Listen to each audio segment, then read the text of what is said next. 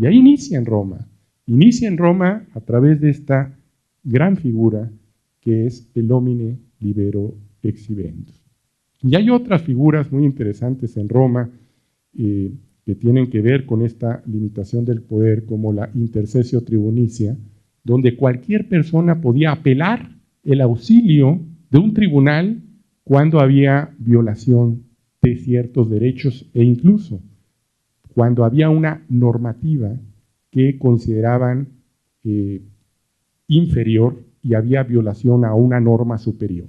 O sea, ahí hay un incipiente ya control de lo que hoy llamamos constitucionalidad, convencionalidad.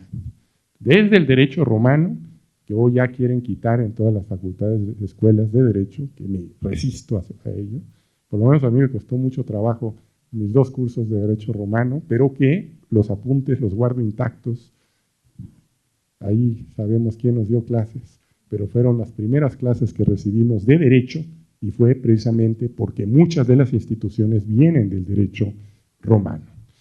Y habían también otros elementos en las etapas del derecho romano que era limitar el poder, pero a través de las dobles autoridades, dobles magistraturas, dobles pretores, dobles porque se vigilaban mutuamente. O sea, ahí está el germen de lo que mucho tiempo después Montesquieu desarrolló como la división de poderes. Evitar la concentración del poder en una sola mano. Todos estos elementos ahí están, que pueden analizarse por juristas, por sociólogos, por politólogos, incluso por antropólogos, diría yo, sobre ciertas circunstancias de privación de la vida o de la libertad personal. Obviamente, dando un paso en la historia, encontramos algunas fechas emblemáticas. Sabemos, Juan sin tierra, 1215, ¿no? La Constitución inglesa, que realmente no es una constitución escrita, ¿no? Sino se va desarrollando a través de lo que hoy se conoce como el common law, que lo van formando los propios jueces. Los propios jueces van conformando un derecho común jerárquicamente superior sobre el cual deben de establecerse todas las actuaciones del Estado, ¿no? Esto es algo que también tiene un elemento muy importante. En 1215, hace poco celebrábamos, ¿cuántos años? Ya no quiero recordar, pero que lo vinculan también con otro acontecimiento que es 1610, de un juez inglés, muchos dicen el más importante juez inglés, que era mi tocayo, Edward Coke, que él fue el primer juez que declara, o más bien dicho, establece la incompatibilidad de una ley parlamentaria por ser contraria a este common law. O sea, dejó de aplicar una ley del Parlamento. Esto también desde el punto de vista de los politólogos es algo muy interesante.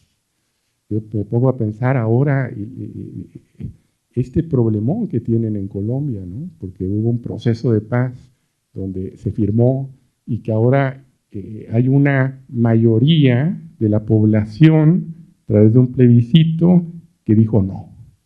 Y ahí están. En los últimos 10 años hemos tenido episodios de ese tipo que han llegado incluso a la Corte Interamericana, como el caso Hellman, con cuestiones contramayoritarias y cómo la Corte Interamericana incluso declaró inconvencional una ley que había sido ratificada 2 veces a través de diversas instancias, declaró que era contraria a la convención porque hay un núcleo duro que ni siquiera la mayoría, núcleo duro de materia de derechos humanos, que ni siquiera una mayoría por más plebiscito, por más elementos de reforzamiento democrático podrían darse por la mayoría. Pero bueno, de tal suerte que ahí vemos ya elementos en 1610 donde por primera vez un juez declara, o más bien dicho no declara, inaplica a un caso concreto una ley emanada de parlamentos. Como todos los jueces valientes, tuvo represalias, tantas represalias que cuando murió, en 1640 y tantos, le confiscan todos sus bienes y sus documentos. Esto es algo muy interesante, ¿no? Documentos inéditos que desarrollaban lo que él ya en una sentencia en 1610, el caso de Edward Cook, pero el caso era un médico de profesión que decía, bueno, yo ya tengo mi título de Cambridge, ¿por qué voy a colegiarme? ¿No? Y por no colegiarse, al final le aplicaron una multa y por no aplicar la multa, lo encarcelan y bueno, el juez Edward Cook dijo, bueno, hay un principio del common law que dice que no puedes ser juez de tu propia causa y por lo tanto tu colegio de médicos de Londres no podía ser parte y dejó de aplicar esta ley parlamentaria precisamente por prevalecer el common law, ¿no?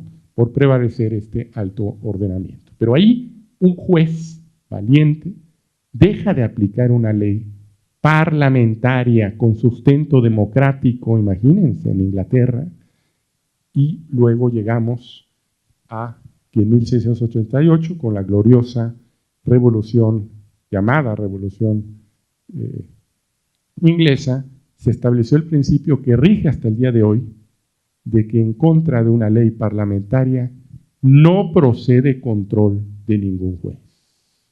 Muchos países siguen este régimen de la supremacía parlamentaria. Los jueces no pueden controlarnos. ¿Por qué? Porque aquí está la voluntad soberana, aquí está el elemento, ¿no?, democrático, se diría hoy. Por lo tanto, jueces, un juez técnico, ¿cómo un juez técnico? ¿Con qué va a poder echar abajo una ley que tiene un consenso democrático? Y hasta el día de hoy, aunque Inglaterra ya se ha modificado,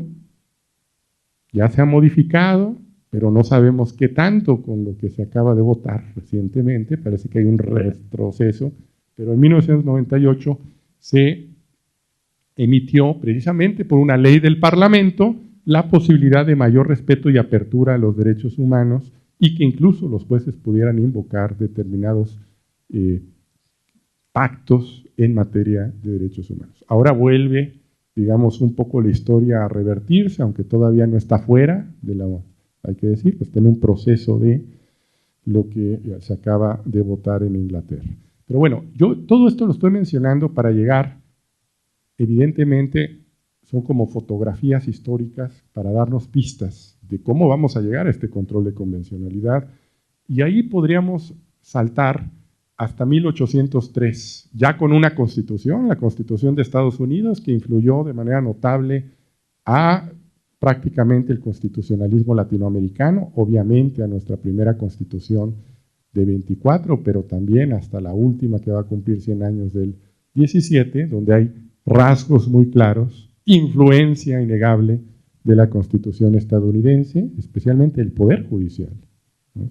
Circuitos, distritos, abrevamos de esta Constitución y de sus prácticas, pero en 1803, cuando ya estaba en vigencia la Constitución de Estados Unidos, sucede algo que creo que es digno, digamos, de recalcar para el efecto del control de convencionalidad.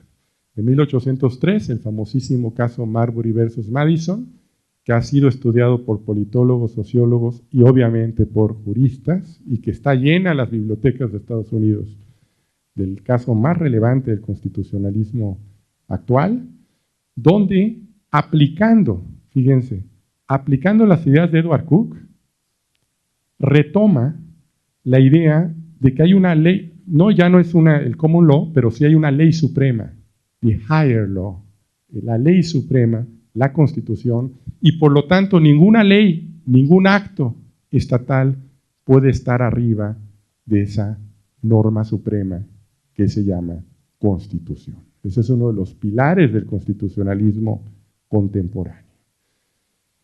Evidentemente, en 1803, ¿por qué es importante? Porque la Constitución de Estados Unidos, en ninguno de sus preceptos hasta el día de hoy, que ayer estuvo muy interesante un debate, creo que más interesante el de los vicepresidentes, de los candidatos de la vicepresidencia que el de los presidentes, de los candidatos a la presidencia, fue muy interesante el debate, pero en ningún precepto de la Constitución de Estados Unidos hasta el día de hoy se establece de manera explícita que los jueces puedan controlar al Parlamento. Se establece el principio de la supremacía constitucional en el artículo 6º, que nosotros copiamos de alguna manera de lo que hoy es nuestro artículo 133. Pero de ese principio, el caso Marbury versus Madison se utiliza precisamente para que se establece ya lo que se conoce hoy como la judicial review, el control judicial de las leyes por parte de cualquier juez, no de un juez especializado en temas de constitucionalidad, sino cualquier juez pueda dejar de aplicar una ley al caso particular. O sea, no hay una declaratoria, pero sí hay una inaplicación para el caso, porque si se aplica esa ley, entonces la ley suprema no sería tan suprema. Sería la ley la suprema y no la Constitución.